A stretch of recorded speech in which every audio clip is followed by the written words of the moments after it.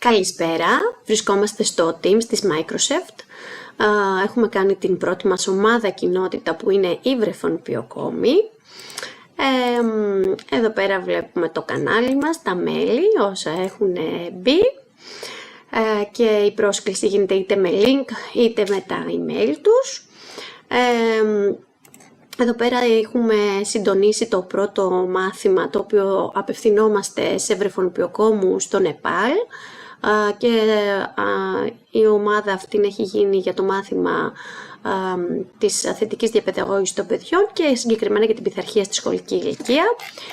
Έχουμε κάνει το πρώτη ανακοίνωσή μας για τη δημιουργία αυτής της ψηφιακής γωνιάς. Βλέπουμε τις επιδράσεις των συμμετεχόντων μας.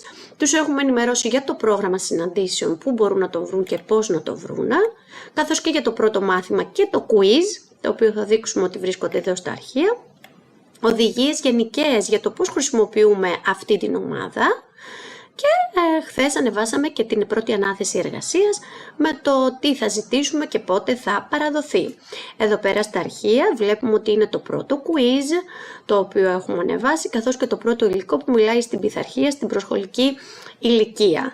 Εδώ τώρα στο ημερολόγιο βλέπουμε ότι έχει προγραμματιστεί να γίνονται σκέψεις κάθε Δευτέρα στο μάθημα βρεφονιπιοκομείας στις 4 η ώρα, οπότε έχει συντονιστεί μέχρι και τον Δεκέμβριο που είναι το τελευταίο μάθημα στις 22 να τους έρχεται η ειδοποίηση.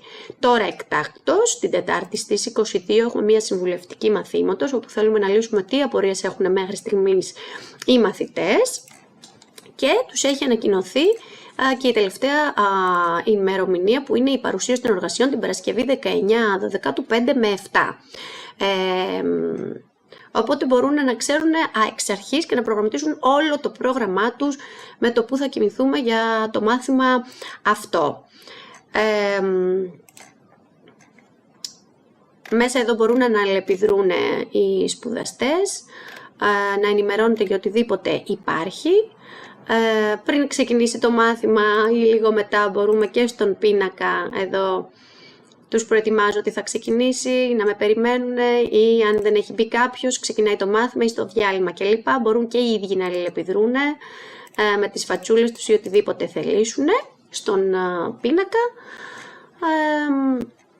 Συνεχίζοντας εδώ πέρα στην ομάδα μπορούμε να κάνουμε και μία σύσκεψη, άμεση σύσκεψη, ενεργοποιώντας τον ήχο, την εικόνα με το link. Τώρα βλέπουμε ότι μπαίνει μέσα.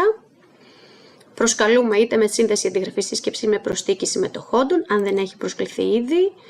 Ανοίγουμε και την κάμερά μας. Βλέπουμε εδώ πέρα γράφουμε τη συνομιλία μας. Καλησπέρα, καλημέρα, καλώς ήρθατε.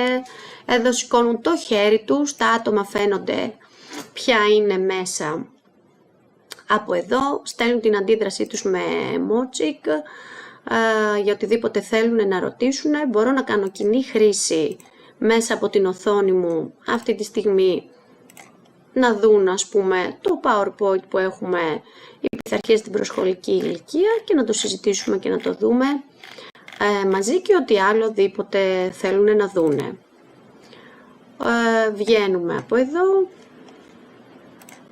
Οπότε εδώ υπάρχει η συνομιλία που είπαμε και κάπως έτσι με την αποχώρηση βγαίνουμε και από την σύσκεψη. Κάπως έτσι λειτουργεί αυτή η ομάδα του Teams Microsoft, αυτή η κοινότητα. Ελπίζουμε να την εμπλουτίζουμε καθημερινά και να γίνετε κι εσείς μέλη μας. Ευχαριστώ πολύ.